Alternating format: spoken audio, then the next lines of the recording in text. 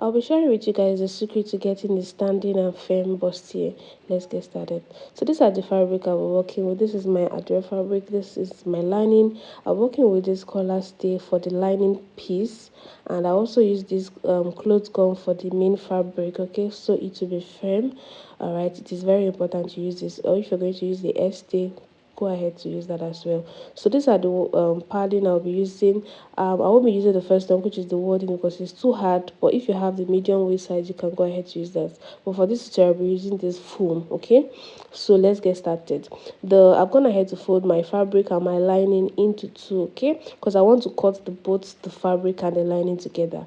Now if you've not seen the drafting of this pattern, please go ahead and check our channel. You will definitely see that. And I also wanted this to be a longer top, so I went ahead to extend it and also do the whole necessary things. They are not so important here. All right, so I'm just going to share with you the most important thing. So because I don't want my top to just be straight on the side, I just came up by 1 inch on the side. Okay, so you just have like a little bit curve around that edge. Okay, so it sits very well. So after doing that, I'm just going to go ahead to cut out. I'm just showing you that I added extra 4 inches for the length of the top. Okay, so after doing that, just go ahead to cut the fabric and the lining together. All right, after doing that, to also cut the other necessary things. So this is what I have after cutting. These are all my panels. I also did the line, you remember. And after doing that, I'll show you guys that the lining is shorter. I went ahead to retrim the lining so that by the time we're done sewing, the lining will enter inside, so our lining is not showing on the outside. And I went ahead to cut my stay up with my clothes gum and the collar stay. I don't know why I keep calling it stay, but some people call it stay, but it's clothes gum because it's a cotton, it's a thicker version. Okay, so after doing that, I'm just trying to get the shape that we're going to be using for our pattern, that's our wording. Okay, so you can go ahead and use your pattern paper to do this, but because I did not add any allowance on that pattern paper, I didn't just want to have shortage or excess when sewing, so I'll just go ahead and use this to just trace. And then when we are transferring to the foam, we'll just trace because it's see-through. Okay, so this is what my padding for the side, or for the one side, is going to look like. Okay, starting from the underbust. So for the center front, or the main piece, that's the center side, I'll just go ahead on the bust, on the underbust, sorry, to just extend the line. Okay, then on the top, I'll just come down by 1/2 inch, because you don't want your foam to get the up, so your neckline is going to relax or sit properly. All right, by the time you turn it, so you don't have so much bulging or fullness or foldings around there. I don't know if you understand what I'm trying to explain. So after doing that, we're just going to use that part to just trace our foam. So I'll show you guys what to do, how I did it. Now if you don't want to do this method that I did, you can decide to use your paper. Just do the same shaping I did on the paper, then add your allowance when you're drafting, or when you're cutting the when you're cutting the foam. Sorry, I don't know why I keep saying drafting. You're going to just add the allowance on the foam. Okay, remember, we did not add any same allowance on that pattern, that's for the cup, so that's why I didn't do that. So after transferring this whole thing, I'll just go ahead and reshape. It's not a big deal though. I think when you start doing it, you definitely know how to go about it. It is not a big deal. Just go ahead and trace what you have on the clothes gum. Okay, after doing that, I also did for the other side of the cup, and then for the center, I also tried to trace what I have on the ST, or on the clothes gum, to the foam. Okay, you might call it ST, or because that ST is like the lighter version of this is like a clothes gum. I don't know what you guys call it in your area, but some people call it ST, some people call it what's it called? Some people call it essence, some people call it clothes gum, because it looks more like clothes. So that's why they call it clothes gum. So after doing that, I'll just go ahead to just trace everything out, and then I'll reshape the top. Okay, for this center part, I did not cut out the what's it called? I didn't cut out the front, the side. I didn't cut out the up, so I did it after cutting the foam. I just went ahead to just trim off the up. So this is what all my pieces looks like, and you can see I went ahead to iron all the clothes gum, the collar stay, to the main fabric and to the lining. I also did the same thing for the padding, the foam. I added it on the lining. I didn't add it to the main fabric. Okay, so the padding or the foam is on the lining, not on the main fabric. So this is my main fabric. I'm just going to go ahead and start sewing.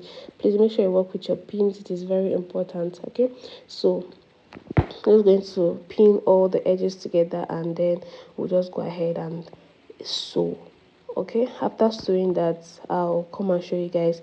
After doing the main fabric, we're also going to go ahead and do for the lining piece. Okay, make sure you're being careful with it. Pin, it is very important. So after doing that, I'll also show you guys what we have.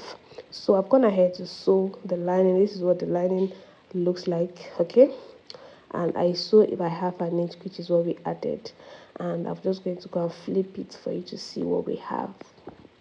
So already you can see that it is already looking standy. Okay, so the basic or the foundation is your drafting. So if you don't draft it properly, it might not look that way. Now after doing that, we're just going to go ahead and notch the underbust for the main fabric and as well as the lining. It is important you notch the underbust so that your bustier will relax very well. Now this is one of the most important part of this thing.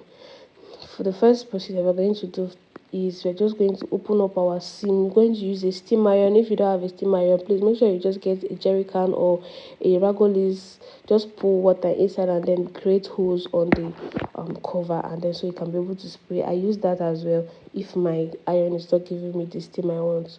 So you're just going to see what I did. I'm using the water.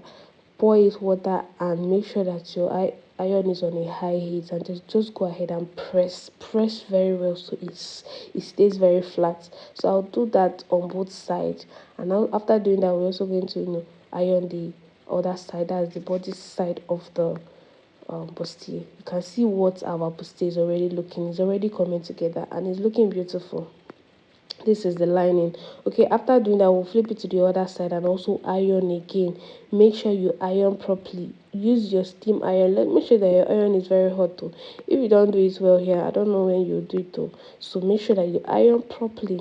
This is like the most important thing when you're doing or when you're ironing your bustier. Okay, you see this my stuff, the molding I'm using to do this, it is very important you get it. If you don't have, you can do a DIY on the one I have. I created it by myself. Okay, I like the way it is. I have the big side and the small side, so some parts that are so deep, the smaller side will enter more. So now you see that I'm using a black fabric to cover it so it doesn't stain the lining, and also it doesn't maybe burn it or something, because the iron is very hot. So you're just going to press your seam very open and very beautiful. So after doing that, I also went ahead to press the main fabric, and before you do the next procedure, you need to make sure that the shape of the cup or the bustier, it's what you want. You're going to make sure that you do not want to alter this, because once you do the next step, you might not really find it easy to redo it again. Okay, so you have to make sure, place your main fabric on the lining and check if you like what the curve, what the shape is looking like. If you do not like it, maybe one side is not looking like the other side, please go ahead and just correct it. This is okay. Sometimes you might not get it first at the you might not get it right the first time. Just go ahead and make sure that it comes out the way you want. Okay, after doing that, we will go ahead and proceed to the next step. Now the next step is you're going to get that our clothes gum. All right, we are going to use it to make sure that this seam on that bust side is flat. All right, and this will also aid to give like support and firm on the main fabric. Remember, the main fabric, there is no pad on it, so we need something that will give it a little bit of support and for it to be flat so it doesn't shift when we place it on the lining. So I'm going to just cut a piece of the clothes gum, and then I'll just use my hemming gum and just try to use it, because you can decide to just leave without hemming gum, but hemming gum fastens the procedure. Okay, so it just comes very fast, because this clothes gum, it needs a lot of heat for it to relax or for it to come. So when you're using clothes what's it called, when you're using hemming gum, it's faster for you. So after placing that hemming gum on the seam of the bustier, I'm going to use that clothes gum to just use and overlap it, and then I'll sprinkle water on it. It's very important. If your steam iron is doing the job, please go ahead and use your steam iron. After splitting the water, I'm also using my steam. Okay, so I just want it to steam very well and comb it. I don't want anywhere coming up. Okay, so at this point you have to make sure you iron properly. This is like the main cocoa. So go ahead and iron properly, iron it so it stays very flat. Okay, you're going to stop directly on the underburst. All right, so take note, you don't pass the underburst, so that's where your clothes gum is going to stop. So you're just going to also go ahead and keep putting your hemming gum and also keep ironing very well. Take your time and do this. It's very important to take your time.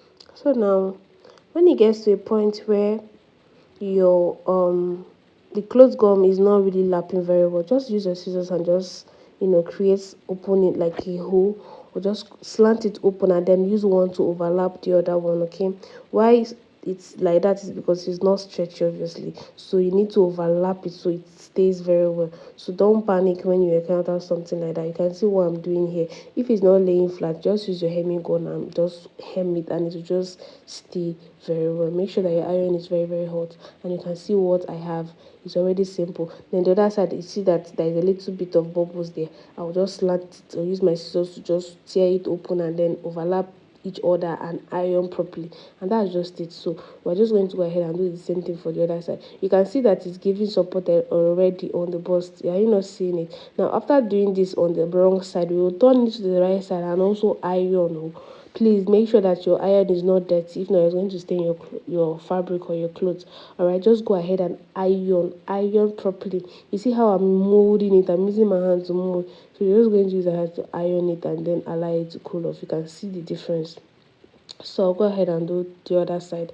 Now after doing that, this is what we have. You can see what the inside looks like. All right, we're going to repeat the same procedure on the lining part as well. So we're going to do the same thing on the lining. Now I've gone ahead to do the same thing on the leg. I see how the lining looks. It looks really beautiful.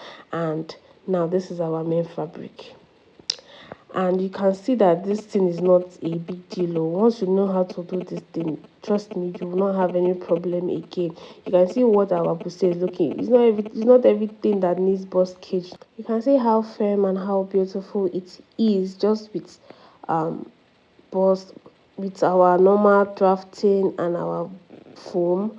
Okay, so the basic thing, like the foundation, is your drafting. If your drafting is not accurate, I don't think you can get it like this. So make sure you watch the tutorial, the drafting tutorial on how to draft a perfect bustier. Okay, so by the time you're done sewing, this is what your bustier should be looking like. All right, and you can see how beautiful. You're not seeing any gaping anywhere. You see how flat and how standing it looks really really nice. And I hope this video is very helpful, and I hope you find this video very helpful. And if you do so, don't forget to drop a comment, don't forget to like this video, subscribe to the channel. That's the only way you can support me. Okay, so always be motivated to drop more tutorials in the channel. All right, so always stay tuned. Make sure you on our notification bell to always get notified when we drop new videos, and always stick to the end. And yeah, see you in our next tutorial. Bye.